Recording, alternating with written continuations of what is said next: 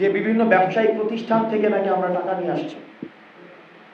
আমি আপনাদেরকে চ্যালেঞ্জ দিলাম, পুরো বাংলাদেশের এই পুরো 1 বছরে একজন ব্যক্তি একটা নথিপত্র, একটা প্রমাণ যদি দিতে পারে যে হাসনাত আব্দুল্লাহ বা তার সহযোদ্ধারা যে দুর্নীতি করেছে, আমরা রাজনীতি থেকে ইস্তফা দিয়ে দিব। ইস্তফা দিয়ে দেব, একটা না। আমরা আপনাদের শত্রু না। আপনারা যারা আমাদেরকে শত্রু জ্ঞান করছেন, আমরা আপনাদের শত্রু না। আমরা বাংলাদেশটাকে সুন্দর করতে চাইছিলাম, কিন্তু আপনারা হচ্ছে প্রতিষ্ঠিত হাজার হাজার কোটি টাকার দুর্নীতিবাজের সাথে আমাদেরকে ইকুয়েট করার চেষ্টা করছেন বিভিন্নভাবে। আপনারা স্টেট মেকানিজম ব্যবহার করার মধ্যে আমাদেরকে সমান করার চেষ্টা করছেন। এখন আপনারা মিডিয়াতে ছাড়বেন যা জানা গেল, জনশ্রুতি রয়েছে, শোনা গিয়েছে 300 কোটি টাকার দুর্নীতি সম্পর্কে যা জানা গেল, একটা পরে হচ্ছে এই যে ক্লিকবেট জার্নালিজম, এগুলো কোন উদ্দেশ্য করছেন এটা আমরা বুঝি। এটা কার প্রেসক্রিপশন আমরা সেটাও বুঝি, এটা নিয়ম কি আমরা সেটাও বুঝি। সমঝোতা মানে কি? যে বিএনপিকে বলবো যে আপনি আমার আসনে ক্যান্ডিডেট দিবেন না, এখান থেকে শুধু আমি দাঁড়াবো, জামাতকে বলবো, অন্য রাজনৈতিক দলকে বলবো। তো এটা তো একটা মধ্যরাতের ইলেকশনই, যেখানে জনগণের সামনে কোনো অপশন নাই। আমরা তো এই নির্বাচন চাই না। আমরা কি আবার এই সমঝোতার নির্বাচন চাই? আমাদের মহান মুক্তিযুদ্ধ স্বাধীনতার ঘোষণাপত্রটাকে সামনে রেখে আওয়ামী লীগ সব অপরাধের বৈধতা উৎপাদন করছে বইটা দিয়ে। আমাদেরকে অবশ্যই একটা নতুন সংবিধান দিতে হবে। নভেম্বরে নির্বাচন হোক, 2 মাস পরে নির্বাচন হোক, আমি নির্বাচন যত দ্রুত সম্ভব তত দ্রুত হোক, আমার কিচ্ছু আসে যায় না, কিন্তু অবশ্যই সেটা গণপরিষদ নির্বাচন হতে হবে। এভাবে যদি আপনারা চরিত্র হনন করার চেষ্টা করেন একটা রাজনৈতিক দলের, ডিবিসি একটা নিউজ চ্যানেল আছে, আপনাদেরকে নিউজ কিভাবে লিখে দেওয়া হয়েছে, আমাদের সামনে নিউজ কিভাবে পরিবর্তন করা হয়েছে। এখন আমরা একই প্রেসক্রিপ্ট, এই যে প্যাটার্নটা আমাদের সাথে পরিচিত, আমরা তো প্যাটার্নটা আমাদের সাথে পরিচিত, আমরা দেখি। এখন আপনারা যদি বলেন এই রুলস অফ গেম চেঞ্জ না করে আমরা আবার একটা নির্বাচনের দিকে যাব, এটা অসম্ভব। একটা সেনাপ্রধান একটা প্রোগ্রামে গিয়েছেন এবং প্রোগ্রামে গিয়ে উনি হচ্ছে একটা ক্যাম্পেইন পরিচালনা করছেন। এটা কি মেটিকুলাসলি ডিজাইন কিনা আসলে এটা আমাদের এখন ভাবতে হবে। কারণ যাকে এই অভ্যুত্থানের পরে রাষ্ট্রপ্রধান বানানো হয়েছে, উনি লন্ডনে গিয়ে হচ্ছে সিজদা করে আসেন। এবং পৃথিবীর ইতিহাসে এমন ঘটনা আছে কিনা যে সরকার প্রধান, অন্তর্বর্তীকালীন সরকার প্রধান এবং হচ্ছে রাজনৈতিক দলের ভারপ্রাপ্ত চেয়ারম্যান একই সাথে প্রেস কনফারেন্স করে। ওই দিনই সরকার হচ্ছে লন্ডনে বেঁচে দিয়ে আসছে। সরকার, এই অন্তর্বর্তীকালীন সরকার, ডক্টর মোহাম্মদ ইউনূস, ওই দিনই সরকারটাও লন্ডনে বেঁচে দিয়ে আসছে। প্রশাসনে দেখা যায় সচিবালয়ে 5টায় অফিস শেষ হয়, 4টা থেকে গুলশানে লাইন দেওয়া শুরু হয়, পল্টনে লাইন দেওয়া শুরু হয়। আগে সেটা দিত ধানমন্ডি 32-এ, আর পার্টি অফিস হচ্ছে আপনার ওই যে গুলিস্তান। তারা আবার এখন লাইন দেয়, ঠিকই এখন লাইন দেওয়া হচ্ছে গুলশান এবং পল্টন। এটা যে জাতীয়তাবাদী রাজনৈতিক দলের জন্য যে সুখকর কিছু, বিষয়টা এমন না। আপনার গুলিস্তান লাইন দেওয়া এবং ধানমন্ডি 32-এ লাইন দেওয়া যে আওয়ামী লীগের জন্য সুখকর কিছু নিয়ে আসছে, বিষয়টা এমনও না। জাতীয়তাবাদী রাজনৈতিক দলের অনেকে আমাদেরকে শত্রু জ্ঞান করে, তাদের বয়সে অনেক ছোট, আমরা শত্রু জ্ঞান করে, কিন্তু আলটিমেটলি লাভ নাই। কারণ 5ই অগাস্টের পর আপনি যদি মনে করেন 5ই অগাস্ট যে কারণে হয়েছে, যেই কারণগুলোর 5ই অগাস্ট ঘটাতে সহায়তা করেছে, সেই কারণগুলোকে বিদ্যমান রেখে আবার আপনি একটা নতুন রাষ্ট্র গঠনের দিকে যাবেন, তাহলে 5 বছর না হোক, 10 বছর না হোক, আপনি আরেকটি গণপ্রতিরোধের শিকার হবেন। আপনি আরেকটা গণপ্রতিরোধের শিকার হবেন। আমরা ইতিমধ্যে এটা ডিসপ্লে আমরা দেখতে শুরু করেছি। মিডিয়া ফেসিজম, আমাদের ডিফেন্সের আমরা দেখছি একটা রাজনৈতিক দলের কাছে কিভাবে নতজানু হতে। বরং তো মিডিয়া তো হওয়ার কথা ছিল জনগণের, ব্যুরোক্রেসি হওয়ার কথা ছিল জনগণের। আপনার আমাদের পুরাই যে স্টেট, আমাদের যে সেটেলমেন্ট, এটা তো জনগণের জন্য হওয়ার কথা ছিল। কিন্তু দুর্ভাগ্যজনক বিষয়, এটা আমাদেরও সীমাবদ্ধতা রয়েছে, যে অ্যাডমিনিস্ট্রেশনের জন্য, যে মিলিটারির জন্য এবং যে মিডিয়ার জন্য একটা ফ্যাসিস্ট সরকার 15 বছর ধরে প্রতিষ্ঠিত হয়েছে, আমরা তাদের কাছে আবার দায়িত্ব তুলে দিয়েছি যে একটা গণমুখী রাষ্ট্র করার জন্য। 5 আগস্টের পরে আমরা অ্যাডমিনিস্ট্রেশনের বিরুদ্ধে ব্যবস্থা নিতে পারি নাই, আমরা মিডিয়ার বিরুদ্ধে ব্যবস্থা নিতে পারি নাই, আমরা মিলিটারির বিরুদ্ধে ব্যবস্থা নিতে পারি নাই। এটা আমাদের দুর্ভাগ্য। আপনি দেখবেন মিডিয়া ইন্টেনশনালি অভ্যুত্থানের সামনে যারা ছিল তাদের চরিত্র হননের চেষ্টা করেছে, এবং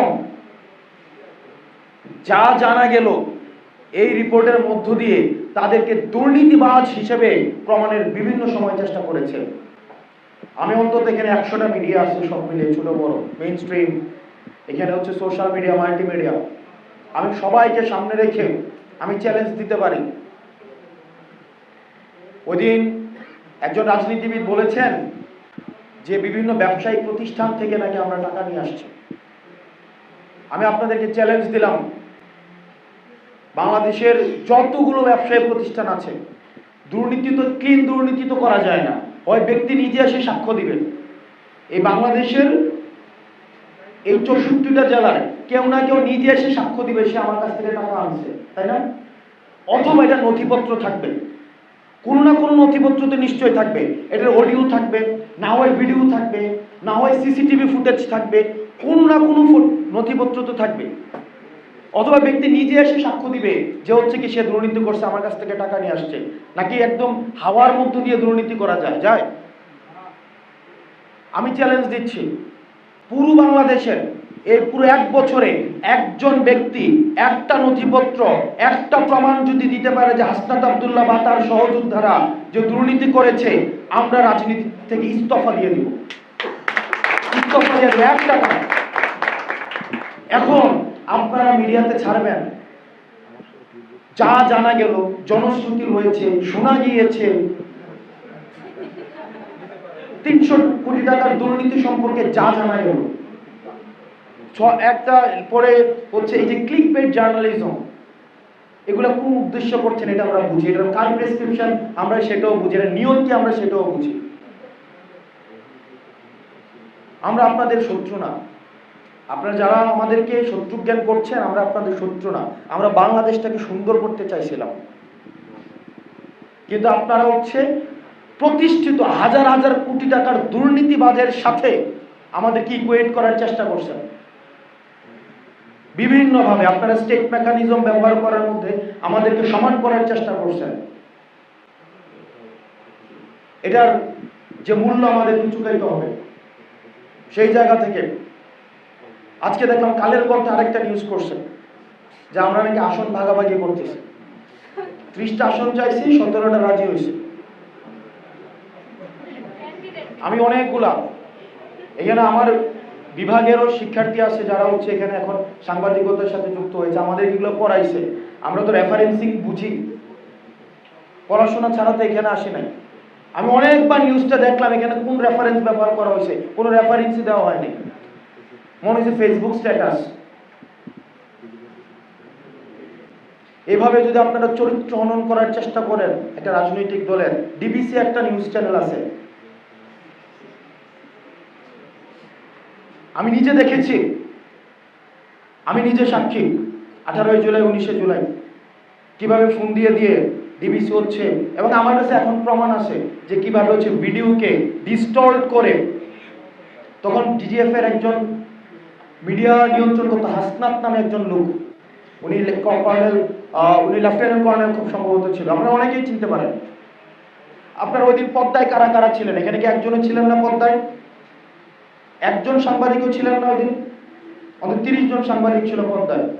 আপনাদেরকে নিউজ কিভাবে লিখে দেওয়া হয়েছে, আমাদের সামনে নিউজ কিভাবে পরিবর্তন করা হয়েছে। এখন আমরা একই এই যে প্যাটার্নটা আমাদের সাথে পরিচিত, আমরা দেখি। এখন আপনারা যদি বলেন এই রুলস অফ গেম চেঞ্জ না করে আমরা আবার একটা নির্বাচনের দিকে যাব, এটা অসম্ভব। আমাদেরকে বলা হয় আমরা নির্বাচন পিছাইতে চাই। আর এই নির্বাচন টাইমলাইন নিয়ে তো আমার সমস্যা নাই, আমার নির্বাচন নভেম্বরও হোক, ডিসেম্বরও হোক, জানুয়ারি হতে হোক, এটা আমার কিচ্ছু আসে যায় না, কিন্তু নির্বাচন, এই রুলস অফ গেম চেঞ্জ করে নির্বাচন হইতে হবে।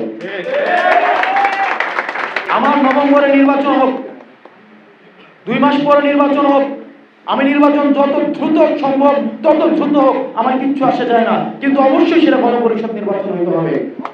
আমরা আবার একটা পুরনো একটা চোরতন্ত্রের মধ্যে ঢুকতে চাই না। একটা সরকার অর্ধেক পরিচালিত হবে পল্টন থেকে, অর্ধেক পরিচালিত হবে FBCCI থেকে, অর্ধেক পরিচালিত হবে হচ্ছে আপনার এই যে গণভবন থেকে, একটু পরিচালিত হবে হচ্ছে বঙ্গভবন থেকে। এই ধরনের রাষ্ট্র ব্যবস্থা চাই না। এটা একটা আপনারা আমাদেরকে আবার এই যারা অভ্যুত্থানটা করছে, এটা সিম্পল ইকুয়েশন ভাই। আগের যে রাষ্ট্র ব্যবস্থা এটা ফাংশন করে নাই, এটা ফেল করছে, যার কারণে 5ই আগস্ট আসছে। আমি মূর্খ মানুষ, কিচ্ছু বুঝি না, এটা একটা সিম্পল হিসাব। যদি ফাংশন করতো, বইটা কই, এই যে সংবিধানটা যদি ফাংশন করতো, 2014 সালে বলছে না সংবিধানের ধারাবাহিকতা রক্ষার জন্য একটা নির্বাচন দিতেছে, আছে না? বলছে না? এটা হচ্ছে একটা text book of fascism. Text book of fascism. আমাদের মহান মুক্তিযুদ্ধ স্বাধীনতার ঘোষণাপত্রটাকে সামনে রেখে আওয়ামী লীগ সব অপরাধের বৈধতা উৎপাদন করছে বইটা দিয়ে। আমাদেরকে অবশ্যই একটা নতুন সংবিধান দিতে হবে। আর যারা প্রতিষ্ঠিত, যারা মনে করতেছে যে আমাদেরকে বাইনারি রাজনীতির বাইরে নতুন রাজনৈতিক দলের উত্থান হইতে দিবে না, আমরা আপনাদেরকে বলতে চাই, আসন দিয়ে আপনি আমাদেরকে কিনতে পারবেন না। আসন দিয়ে কিনা সম্ভব না। আমরা বিক্রি হইতে আসে নাই, এটা ইম্পসিবল। আপনি মিডিয়াতে চরিত্র হনন করে আমাদেরকে কিনে ফেলবেন। মিডিয়াতে চরিত্র হনন করে গতকাল কাদেরকে পোস্ট দেওয়া হয়েছে, তাদেরকে কিনা যাবে, আমাদেরকে যাবে না। গত 1 বছরে একটা চ্যানেল, একটা মিডিয়া 1 টাকার দুর্নীতি ক্রেডিবল সোর্স থেকে প্রমাণ করতে পারছে, অভিযোগ দিতে পারছে, প্রমাণ দূরে একটা অভিযোগ। আজকে আমি কথা বলছি 16ই আগস্ট, 8ই আগস্ট সরকার গঠন হয়েছে, 1 বছর 8 দিন হয়েছে, একটা সোর্স দিতে পারছে? আপনারা পারবেনও না, কিন্তু আপনাদেরকে দিয়ে কিছুদিন পরে দেওয়ানো শুরু করবে, চরিত্র হনন করার চেষ্টা করা হবে, এবং আপনারা এগুলো লিখবেন, এটা আমরা জানি, যদি এই এক্সিস্টেন্স সিস্টেম বিদ্যমান থাকে। সেজন্য প্রত্যেকটা রাজনৈতিক দলকে বলবো, এনসিপি দায়িত্ব নিয়ে বলছি, এই কোনো সিট নেগোসিয়েশনের মধ্য দিয়ে, এটাও তো একটা মধ্যরাতের নির্বাচন, আর এই নির্বাচনের মধ্যে পার্থক্য কি?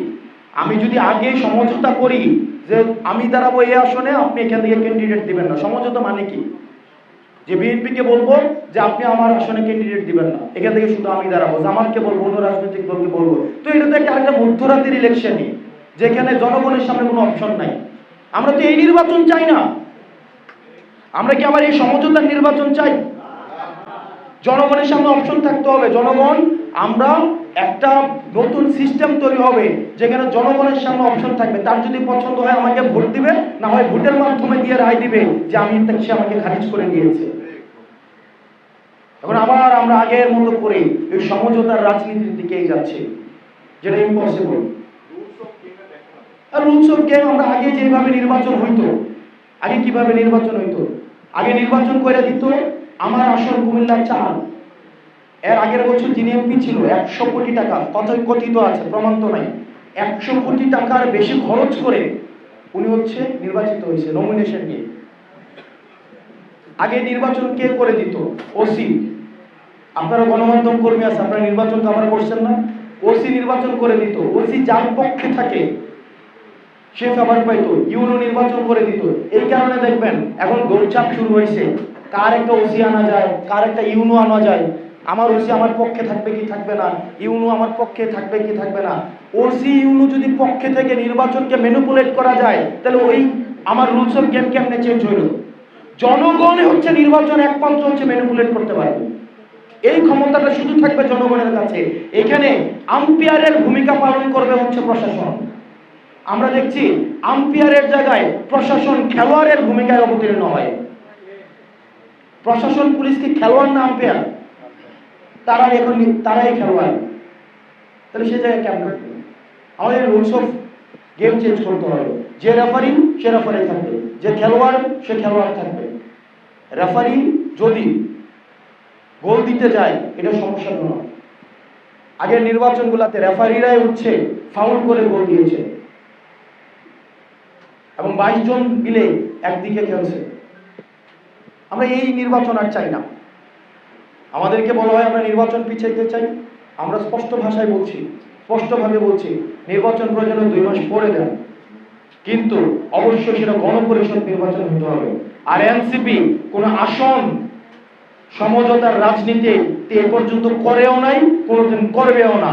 এই প্রপাগান্ডাগুলো এখন বর্তমানে নতুন যারা ব্রাহ্মণ হয়েছে, আওয়ামী লীগের জায়গাগুলো যারা এখন নতুন করে দখল করছে, ওইসব মিডিয়ায় প্রপাগান্ডাগুলো এখন চালাচ্ছে।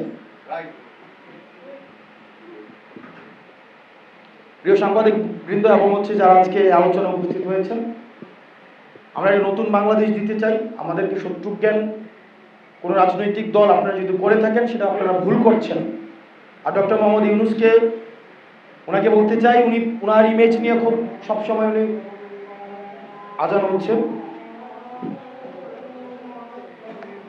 আমি শেষ করে দিচ্ছি, আপনাদের সাথে অন্য কোনো ফোরামে আবার কথা হবে।